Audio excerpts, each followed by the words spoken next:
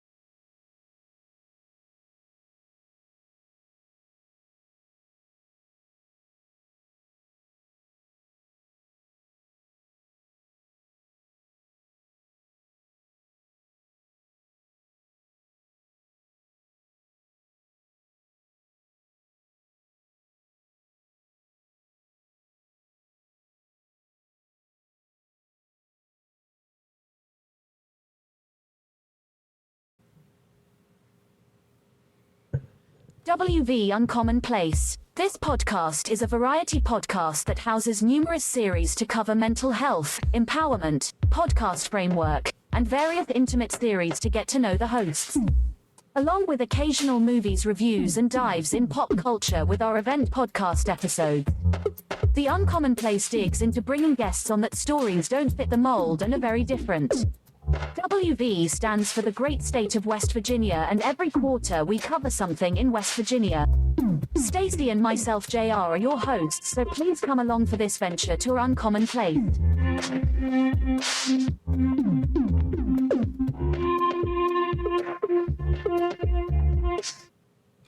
All right, everybody, we're here for the main event now. I have with me Kristina Wright, but let's do her an old justice. Kristina Trent, from when we went to school in middle school. We met each other back then.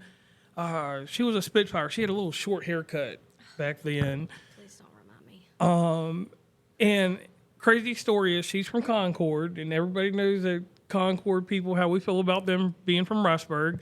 You either love them or you don't love them. Rivalries. Yep, the Indians against the Red Devils. The Red Devils, correct.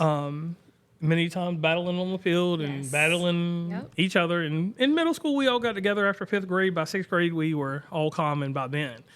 Now, Kristina is here with us, and she is a podcaster. So let's get that out the way real quick. If you want to be on her show, she has a nice avenue for you to reach her on that, email address, I believe, that she puts out there. And she should have a calendar soon that you can just schedule time with her whenever she has time dedicated for that. If she doesn't have it up now, I can't tell you. But anyway, I'm JR. This is Kristina Wright, and we are here to talk about her and her life and her podcast. Now, the nostalgia question that gets asked on this show every time is, who is that person? So we're not going to do that with you because you're like me. You can talk a mile a minute, and a minute turns into a day. Yeah. So this is what I want to know. What started you on your journey to podcasting? Well, first of all, years of wisdom.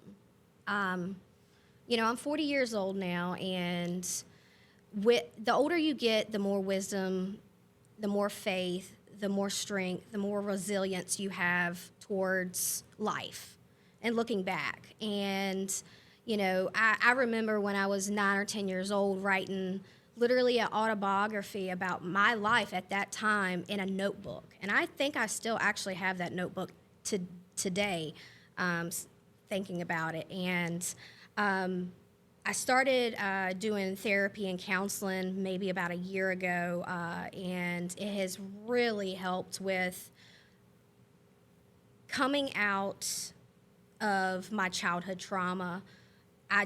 I dug it down so deep that I didn't want to bring it back out to the therapist and go over everything that happened to me when I was younger again, because I just knew it was going to cause more heartache and more trauma for me when I got older.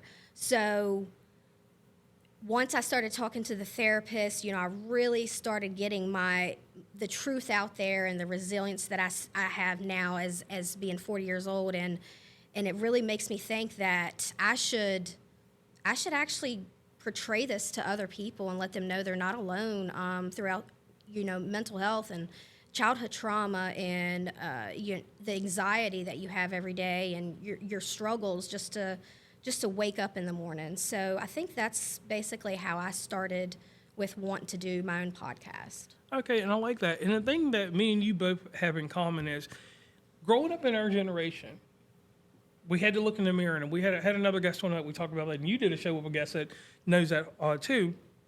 Looking in the mirror, self-actualization is not something we're taught. It's something that happens to you with the experience and the ups and downs in life. And I like that. So let's go back to your childhood, if you don't mind. And these things that we're about to talk about, audience and everyone, these will build the foundation for what's going to go a little bit further, correct? Yeah. So if you don't mind, tell us how life started out for you. It's going to get deep. It might be a few tears shed. Unfortunately, I was born in 85. And I call myself, I don't know what else to call it other than a fair child. I had, my mom was with someone that was actually 20 years older than her. And he, of course, lied and told her, he wasn't married, he didn't have any children, all the good stuff that men particularly say sometimes when they wanted younger women. So then I came about, and he let her know that he'd pretty much have nothing to do with me because he has his own family, his own life, blah, blah, blah. So, I grew up as she grew up as a single mother, raising me. With that came, her trying to balance life. She was young at the time and trying to balance me.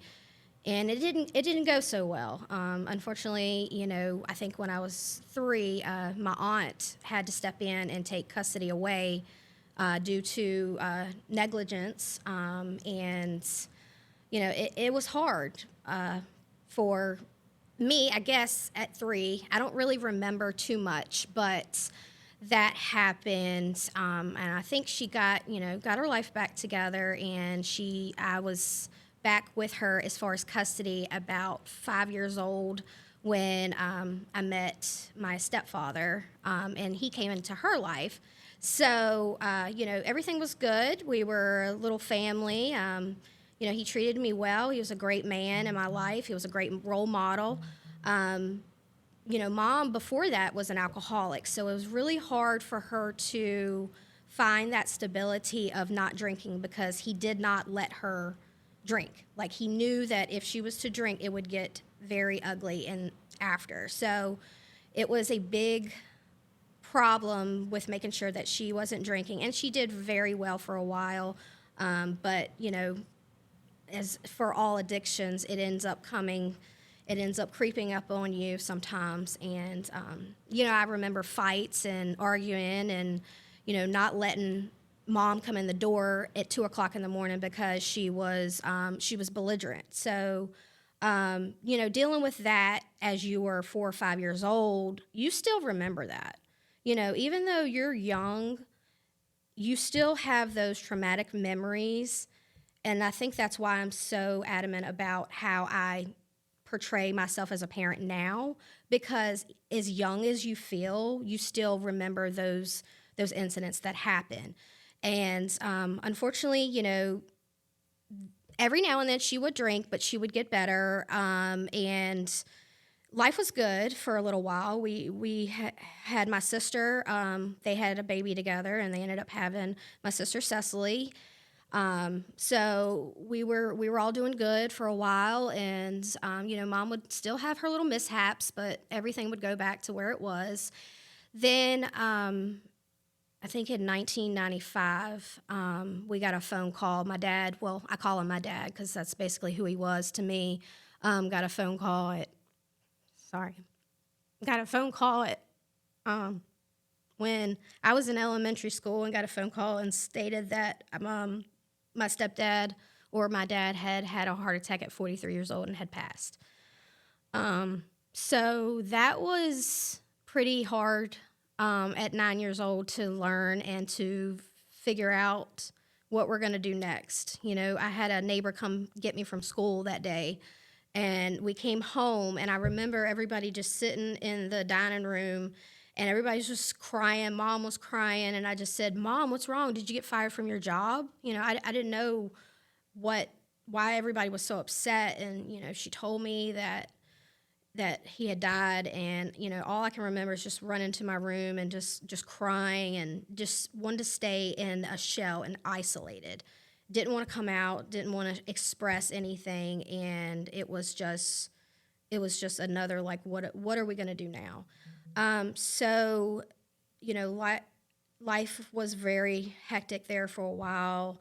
Mom got back into drinking. There was nights where, the music, she loved music, and she loved to drink, and it just didn't stop. It just went on for hours. And, I remember sleeping in the closet floor just so I can make it to school the next day so I can have some sleep. turning that music down. And I think that's why I'm so triggered now to loud music, is because of what happened back in the day. And it carries on with you, with childhood trauma and things and noises. And I think that's why, I have been diagnosed with PTSD. So it all comes together. And unfortunately, it comes harder when you get older. So with going to therapy, it's really helped me, let people know, just because you had a terrible trauma or childhood doesn't mean that, you can't become somebody better when you grow up, or you can't use the excuse, well, my parents were terrible to me and they hit me and they beat me and they did this to me. Guess what? It happens. It happens to a lot of people, but it's who you make out of yourself when you get older is what's important. And, with my mom drinking and the eventually led to drugs and all the bad stuff that comes with it, become a lot of jail visits, jail. When I was in prom, she was in jail. When I had very important things, when I was in graduation, she was in jail, and she had to get out on bond or whatever they call it, and then she would go back. And it was just a lot of important things in my life that she had missed because of her poor choices in life. So I grew up basically taking care of myself. And, I had my sister too.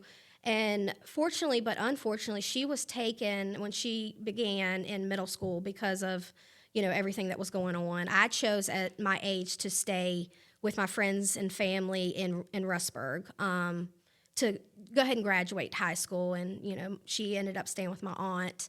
And so we were pretty much separated then. We were 4 years apart. We really didn't get along as much as we do now. But, it's basically just being your own adult for your whole life. You wasn't a child.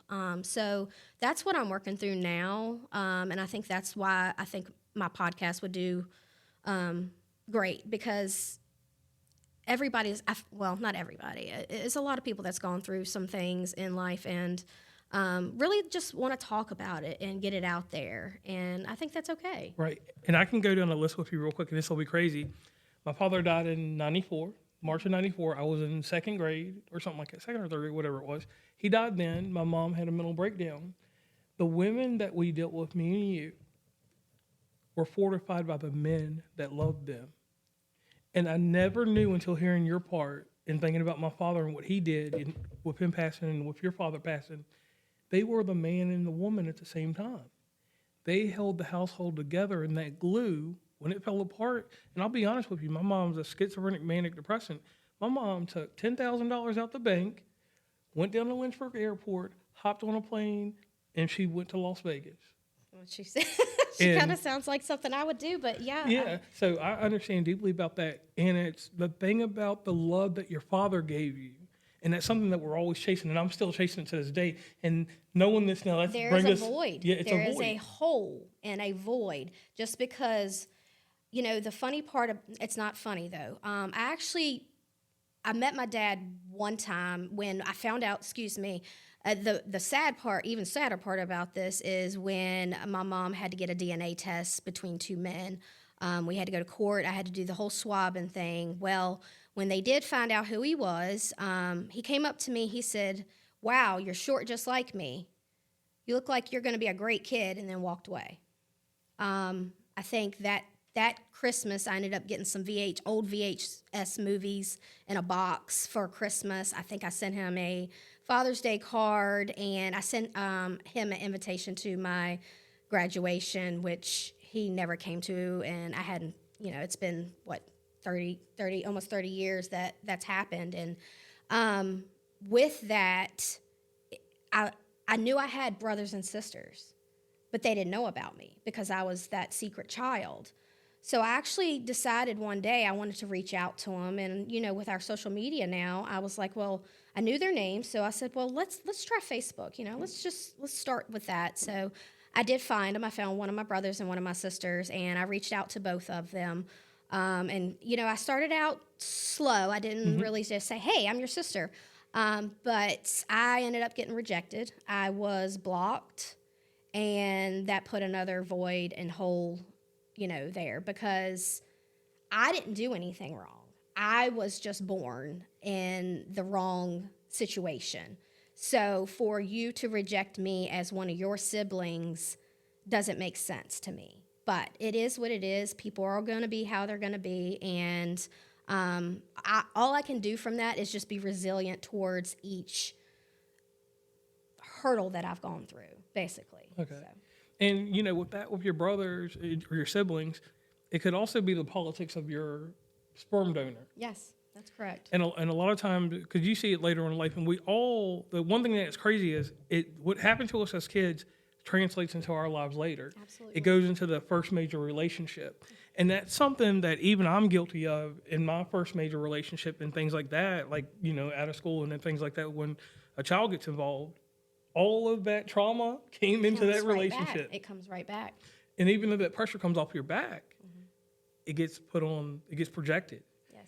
And everybody that's involved gets it, and then it starts that cycle again. And then we get out the first one, and we might go to a second one. They get the retaliation from what you dealt with when you were a child. Mm-hmm. And I can relate to that as well. I had daddy issues. And it was, hey, a guy said hi to me. It was, hey, let's be in a relationship. Then, my first marriage, unfortunately, I don't think it was anything I did. But, we were together for 10 years.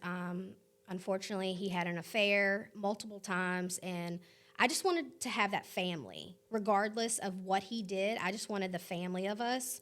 So what I did, I finally just said enough was enough after 10 years, and I went out on my own. And I know a lot of women are like, yeah, but I'm so stuck. I'm stuck in this situation, and I can't get out. And yes, you can. You can get out.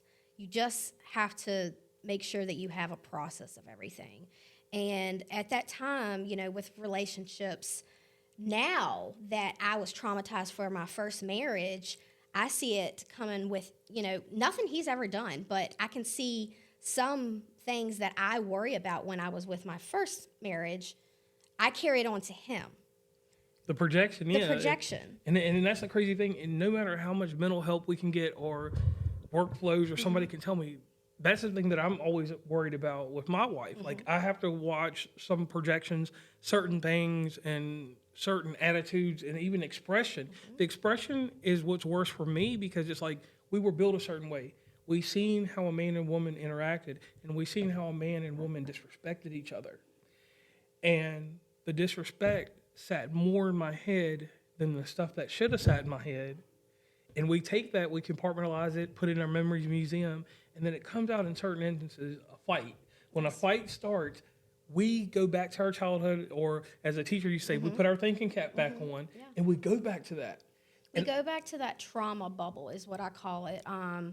And I'm still, like I said, therapy, and the thing about therapy is a lot of, I've talked about this on my podcast as well. Some people are so against therapy, and I've never understood that, because, a lot of people are old school and just talk it out or just get over it or go to a gym or whatever. Therapy has basically been my saving grace, and I should have started it years ago.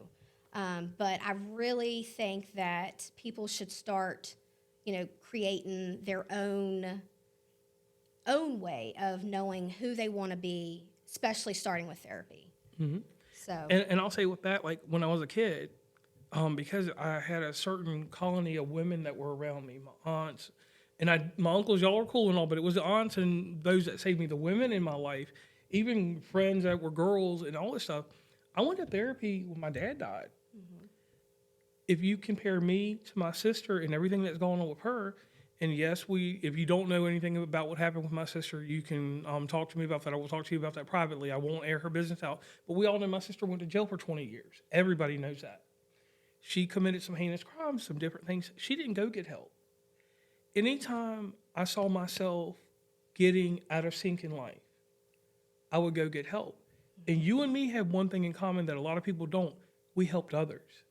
I've always been a fixer, and Right. I don't know what that is about maybe childhood trauma, but and you know, I tell my husband all the time, if there is a situation for anything in life, and I mean anything, like my kid plays travel ball, and you know, some things pop up or doesn't happen, I'm like, let's fix it. You know, we are fixers, and we want to fix relationships. We want to counsel other people and show people how to guide them when we've got our own crap Right. going on. And nobody can, I mean, up until my 30s, nobody could help me. Yeah. I would not let people in. And like anybody that knows me right now to this day, my circle is very small, but I know everybody. Yeah. I know every Same. single person. Same. And the people that I do let in, I've had to trust them so much, and it's few. And I'll say this, I deal with probably in a week's time with phone calls and everything with work in this, probably 3,000 people. I have 23 people. And I put them in a special place, and it's on social media that they can always see me. And I talk to those 23 people. And it would be crazy who those people are. We've talked about a few of them. But that's my central network. And I learned the value of this. No one's expandable. You can't throw people away.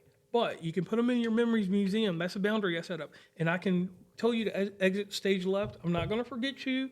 If you did something crazy to me or something out of line, I may not forgive you all the time at that moment, but I will forgive you.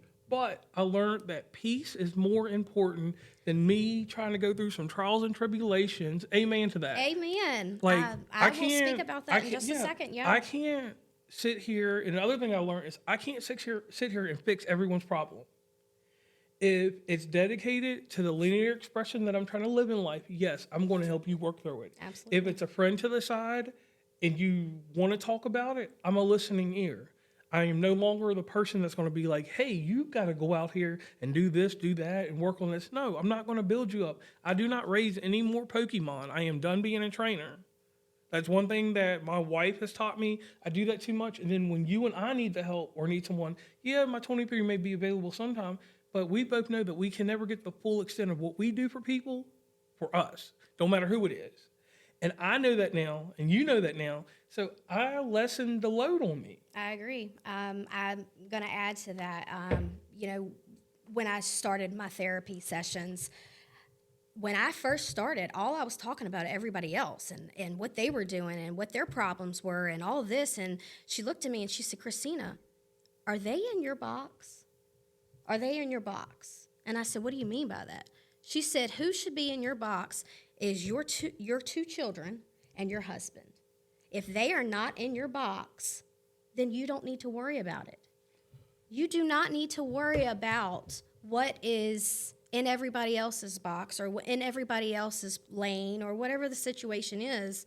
If it doesn't affect you physically or mentally, and it didn't, it was a worry. But if it's not your problem, then don't worry about it anymore. And that's helped me a lot with peace and boundaries. And, you know, as we were speaking about my mother or any family members, you know, I still love my mother. Don't get me wrong. You know, it's just like I've been listening to Mel Robbins, of course. Yeah. She's my favorite. Let them. And I watched J.D. Vance's. Okay, yes. And if you've ever seen that movie or listened to that book and see how he is with his mother today after everything she did to him, you know, I am not 100% forgiving of her for what she did. I'm still very, very resentful towards her. And I am working on that through therapy. And she knows that. And it's very hard to know that you've lost your whole childhood because of your parent. Right. So we are working through that. Like I said, there's no bad juju with us. We work through things, and it's going to take time. So. And just similar but not similar, like with my mom, for instance, like me coming back to Lynchburg all the time, like I've been doing over the last 4 years. For a period of time, I didn't come back here. When I left in 2006, I stayed in West Virginia, and I went everywhere. I went through Virginia, but I never stopped in this town. Because like with my mom, our situation was she threw money in my face. My father died. There was a big insurance thing. She made everything better with money. Right. And everybody knew that was with me that, oh, if we were JR, his mom's so cool. Like, kids would come stay with us to go to skate land and whatever, my mom would take you to the mall and buy you, if you didn't have the clothes that we should have, she would do that. And thinking about how she always wanted to be a friend to me. Yeah, not a parent. Not a parent. It messed me up later in life because shout out to Megan Thompson. I do want to say that to her. She's a beautiful nurse that takes care of my mom over at Pace, Morgan Ward's sister. Okay. All right, Megan Ward back then. I'm taking care of my mom now. Same. My Same. mom is a diabetic. Yeah. She don't take care of herself. When we come to town, lo and behold, my lovely wife Stacy gets on her. Like, hey, you gotta get this done. So it's like us. We're parents now. It's like we're parents all over again, and I can add to that as well. My mom, unfortunately, she did stop the drinking. And I will say, congrats to her. It does take a lot for her to just stop that addiction for so many years. But we kind of gave her an ultimatum. We told her, we said, hey, we've got these grandkids, and we don't want to go through what we went through as kids. So in order for us to do that, either you stop your addiction or you won't see your grandkids. And she stopped. Does she still smoke? Yes, unfortunately she does. So that comes with COPD and other health problems. So I do take care of her as well as my sister on the side when she's needed. So it comes back around. And it's like you've lived for 10, maybe 15 years of yourself, you being an adult, and then you're back to square one. Right, and I'm 40 now. I'm going to be taking care of her. I want her to live a long time, but I'm going to probably, even right now, a hard thing that I had to transition with, as of yesterday, we went out to Red Lobster with her, and I'm looking at her dexterity in her hands, and my mom can't even hold a TV remote to turn the channel. So I'm going to eventually have to make a decision, and I'm going to take her out of here, which means I'm going to leave here. Yeah. Because I don't have any ties after she's gone. But I'm going to take her to West Virginia or Florida, whichever way I decide. But that's a hard thing. That's a hard decision for anybody, right? Because she has her family here, the ones that are here that are not me, minus my sister. And it's like, if I take her away from that, she'll go up there and die in West Virginia, honestly, in my heart. And no disrespect, mother, or anything like that. But I feel like if I take her, uproot her. But I can't come back here because there's nothing for you. I gain my success outside of here. Absolutely. Absolutely. I seen, one thing I will say about myself, and I'm not trying to be bragging or anything, I was wise to one thing. I seen everybody we went to school with. I seen the valedictorian to the lowest person graduating. I've seen the lowest person that graduated be set, wealthy, and doing better than some of our previous valedictorians. No shots at any of y'all, because some of y'all are doctors and lawyers. But I agree. I've seen everybody in our lineage for us. We'll go Rustburg High School. That goes the class of 99 to probably 2008, would you say, or 2009? 2008, yeah. Yeah. So that group of people, I've seen them, and me and you've talked about some things privately. I've seen how so much that people have gone through. That's why when I started my podcast, I reached out to certain people back then, and even now that we're talking now. I wish I had talked to you earlier. I talked to you one time earlier, and this is a funny thing. You were going through your divorce, and you put a comment out there. And I wrote you a message, I think it was 2018 or something. And I said, I don't know you from a can of paint now. You remember that conversation? Yeah, I do. And I told you, but you had a beautiful demeanor to you. And when we talk about beauty, the aesthetic of beauty is when something breaks, a glass, a vase or anything. A vase is something you can put back together. And with each crack, it has a story. It has a story. And in your case. And with that aesthetic, the things that you went through in life are what give you your beauty. And to the elementary mind, what I just said there is that when you go through an experience, it builds who you are, brings a character. It gives you a certain sheen. It gives you a certain look that only you have. Nobody else can have that definition. And that's something to hold on to. Now, moving around in things, you go through the relationship. You have daughters, correct? And a son. I have a 19-year-old daughter. Yeah, I actually had her when I was 20 years old, so I was still a baby myself. Okay.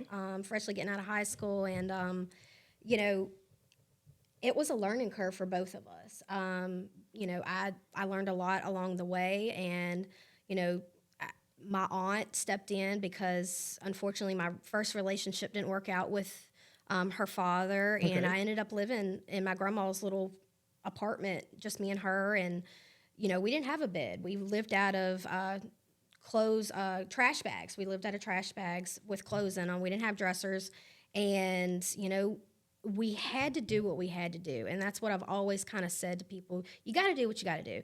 And with that, you know, it brings strength. It brings strength as a single mom. And, you know, she's doing so well now. I'm so proud of her. She's a dental assistant. Ooh. She's going to CVCC for health sciences, which she could be a nurse. She could be anything in the healthcare field.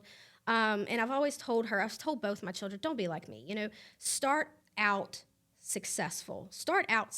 And you know what? If you hit a couple bumps in the road, that's okay. It's okay to get lost. It's okay to not find your career right now. It's okay. You know, I'm 40 years old. I still don't know what I want to do with my life. So, you know, she's great. And I have a 12-year-old son who unfortunately has ADHD and anxiety. And I feel like that's really not talked about enough sometimes. And I'll probably do a podcast on that later on. And it's a struggle. It's a struggle for him right now with school. And I have a stepdaughter who is 11. She's great. She's basically so easy to get along with, and she's very respectful to me as her stepmother. And my husband has just been a rock for me throughout this whole supportive journey and trying to find myself. So, yeah. Okay, so let's get on to him. How do you find Mr. Wright? How do you find Mr. Wright? And he is Mr. Wright.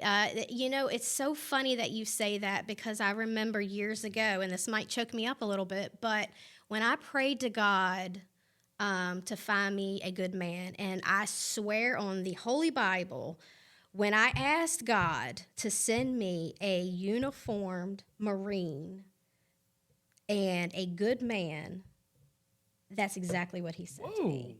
My whole family has been Marines, so Semper Fi. And lo and behold, I knew him as kids. We were little kids, so we knew each other.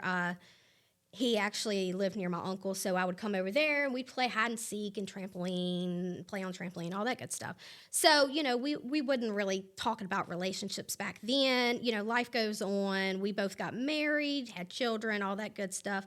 And we actually started communicating on online dating service. Oh, whoa. Yeah, Okay. and I had turned it off for a while, because if anybody knows online dating services, they do know that, unfortunately, you get a lot of feedback 24 hours a day, 7 days a week. So I turned it off for a little while. Then I turned it back on, and he had messaged me 2 weeks before that. So I reached back out to him, and the rest is history. We'll be together 6 years in June.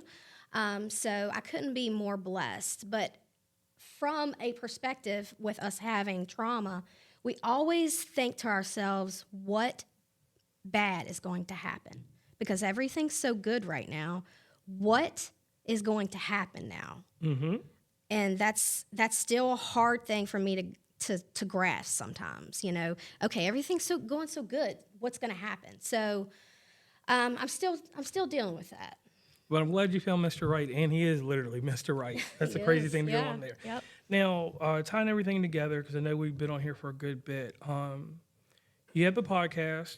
We have a lot of people that are local, and I like that you're doing something local. I wish that if I could have went back and did everything again, I would have stayed tighter with the local people than with this. But in all honesty, with me, my struggle was this. When I started my podcast, I know I travel, and I reached out to certain people across that lineage I told you about, and only 4 or 5 people decided to be on there. Shout out to Amy Banton, Vesna. Vesna is a beast, and I hopefully I can get her back on one day.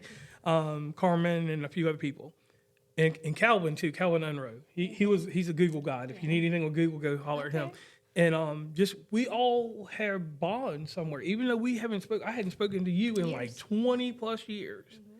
I remember, like, not so much Awanas, but like in breakfast, 5th, 6th, 7th grade, breakfast time when we were in middle school, everybody was there at lunchtime. And then the things that still connect people to this day, because they call me Mystic Nostalgia, my memory's photographic. I remember a Halloween dance. I remember when we... Well, we'll have to chat about that sometime, because I don't remember. So the thing is like, I can remember people the way they were. And the sad thing I see is people now chasing that person they were and trying to be them. And I'm not saying I've always stayed the same, but I pretty much try to keep that person. And you seem like you've kept a little bit. You have grown. You've gotten taller. I want to address that to everybody. She has gotten I taller. don't know about that. I still haven't reached 5 foot, but we might get there one day. One day, yeah. You know, a set of high heels or a pair of Skechers will get you that tall. Right. Now, the lasting effect that you're going to have with your podcast, and I want to give you this as a testimony, is you're going to help people. And in helping people, you're not looking for gratification. You're not looking for any of that because you did something with your life. You decided this. I'm not going to live in augmented reality. I'm going to live a real reality. Absolutely. Let's go away from social media for a minute because everybody knows I post a picture. It says something to you, but it really could mean something else to me. It does every time we do. Absolutely. So no person can ever take a picture and say this and this and that unless they hear it from the source. So we both know that, but you decided to do a podcast to actually get out here to empower people beyond their means, to let them know that, hey, I'm just like you. Mm-hmm. I don't have to hide behind a facade.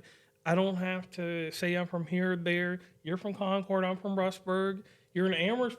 You're a Lancer now. Yep, go Lancers. And my family, they're actually, the Sparrows are Amherst County and Nelson. So we kind of got to tie in there. Mm-hmm. But we know everybody. You've seen everything. We've seen the systems. We see how everybody's worked out. And we see people that have had downfalls and different things like that. And the downfalls and the rising action, the phoenix that comes out of it, just like you, and just like so many people you know, that's going to be the amazing grace that comes for your show. And one thing I would want you to always do and keep is your smile. Because when we were kids, you used to put your hair back in a little ponytail because you didn't have much hair back then. All the time. Yeah, and you had these little bangs. Never had my hair down, yeah. Yeah, you had these bangs. And you would smile at people. You were always nice. Yeah. And now when you became a Spitfire, I remember, I forgot who the PE teacher was, but we were in 6th grade, and boys would get dressed, y'all get dressed, but we would all run around together. And she had short hair. Miss Blackburn? Was it Miss Blackburn or Miss Rice? Or was it? It was both of them, actually. All right, both of them are, yeah, they were kind of, Because we had Mr. Hahn and somebody else. Yeah. And I loved her. and we would play Mad Ball. Yeah, yep. And Mad Ball, where you were one of the smallest ones. Yep. We had this kid named TJ Golf. He was the best. He's got kids that are playing sports now, but that boy could kick a ball. If we had a major league kickball thing, he'd be a world champion. But he could kick that ball, and it would hit the basketball goal. And you and your group, I remember it was another girl, Emily Kibler, and Sarah Dotson. Yeah. All of y'all would run, and then it would be me, Daniel Hamlet, and where he was always stocky and heavy. He would get on that mat, and all of y'all little people would slide with him on that mat. And the reason I'm bringing this up is that camaraderie we all had. We knew that we had to stay together to get to the end of the finish line. And that's something that got lost in translation somewhere. We have all, it is not because we hate each other or have any problems, it's just society and life. Have just moved us different ways. And that's something that you're going to bring back together with your show. Yeah. And, it's so funny because everybody does their reunions. And unfortunately, this past year, we only had about 25 of us show up. And, everybody had something to do, which is fine. But, I think the best thing to do is reconnect with people to make sure that, even if it's just a little conversation to have with somebody, just a quick conversation, seeing how you're doing, people that used to be friends back in the day, and just reconnect with everybody is very important to me, and just making sure that I think it would be great to get back, the locals, so. Okay. And one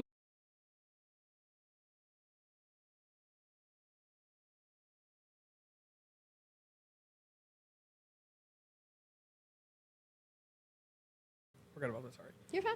All right, Stacy just inquired about something. She let me know about a shameless plug. Make sure over here to the left, because you got to remember, we're live. I want you to check out Kristina's show on Apple. She will Spotify. She has links up to that too. Still trying to do all the Well, I got Spotify, Apple. Apple. We need to get iHeart, Pandora. iHeart. Yeah, I'm still trying to work all that out. Okay. Yeah. So definitely make sure you check out our show. And you release your show every Friday? Every Friday. I'm trying to work on some guests that would love to talk. Either talk on Zoom, or we could do Audible, excuse me, and we don't have to go on camera. You do not. You can always, if you are from here, you can remain anonymous. I will not throw out names, but you are welcome to come on my show. Just please, it's called Behind the Lens. It's on Spotify, and if you need me to send you a link, just let me know. Okay, and then they can contact me at behindthelens.pod.com. okay, And that's my email. now that's your website. That's my email. How's it .com? I lied. That is my, sorry, I'm still trying to get all this IT stuff. It's behindthelens.pod at yahoo.com. Okay, let's Yahoo. try that. Okay, Yes. let's do that one. Still working on a website. And then another thing, it's the fall time, and you do something else for people. Are you referring to photography? Yes, ma'am. Yes. I started photography, I want to say about 10 to 12 years ago. I'm just starting to do it, the family, and just really loving like the nature and just the pictures that you can capture that memory. So I started that about 10 or 12 years ago. It's kind of been a side hobby ever since, and it's kind of grew over the last couple years with doing, more of like weddings and social events, things like that. So you can always check me out at Just Wright Photography. I have my own Facebook page, and I do events. I do proms, dances, weddings, all that good stuff. So, yeah. And then you got the homecomings and different things coming up too. So Yep. you want to take care of Homecoming's that. coming up, yep. I don't know when Rustburg is because I'm not in there. I'm not sure. I know I seen Brookville online, but I could definitely look it up. I think it's in October, mid-October, something Okay. like that. I'd always love to do Rustburg, so yeah. All right, and one thing I want to do real quick, quick shout outs to some mutual people. There was this lady, Amanda. A best friend to you. Yeah, Amanda Hall, yeah. Yeah, shout out She to is. Amanda Hall. Yeah, Very she is. supportive. She is. Me and Amanda we pretty much talk every single day on the phone, whether that's FaceTime or just talking. And I told her when we speak to each other on a daily that me and her need to do a live podcast, and I'm talking we will blow it out the water of the things that we go over and talk about. Some of it is, of course, a little bit of toxic talking about, other people. So we can't go that far. But, yeah, she's a really good friend of mine, and I'm glad she's on my team. So Okay. yeah. Right there. And then everybody from the graduating class, 2004, and those other classes too. And a big shout out, rest in peace to Nikki Key. Yes. But I want to give an amazing shout out to Jamie Cash. I know she has a new last name. I don't want to chop it up. But Jamie Cash is one of the people that's very instrumental in that class. Very good person. From me and her grew up elementary school all the way up.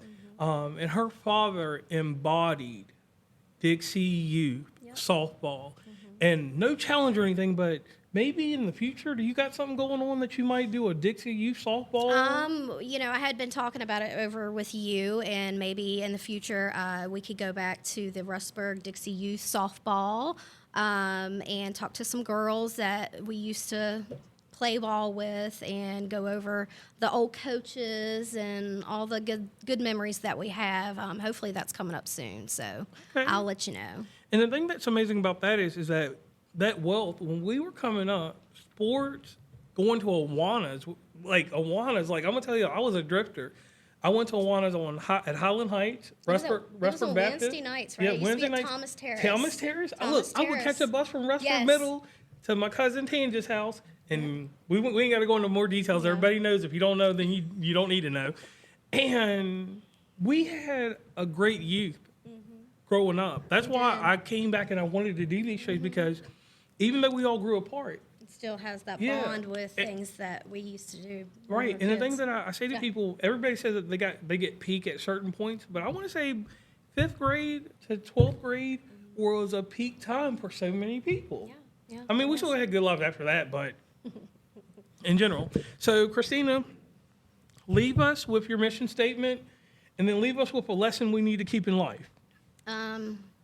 I think one of my mission statements would be, just keep going. I have my bad days. A lot of people do, and it just takes a lot for people that has had, you know, past trauma to work through it. And like I said, just keep going with that. And with an outgoing statement, I would just say to everyone that, you know, stay resilient, stay strong, and definitely have your faith. Because if it wasn't for my faith throughout these past 40 years, I honestly don't know if I'd still be here. Okay.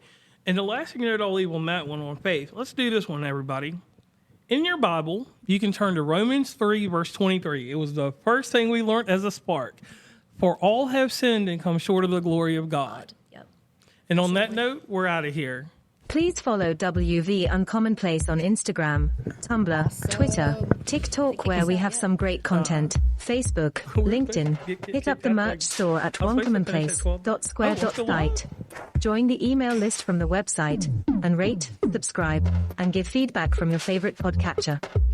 And lastly, thanks for listening, and tune into the next episode.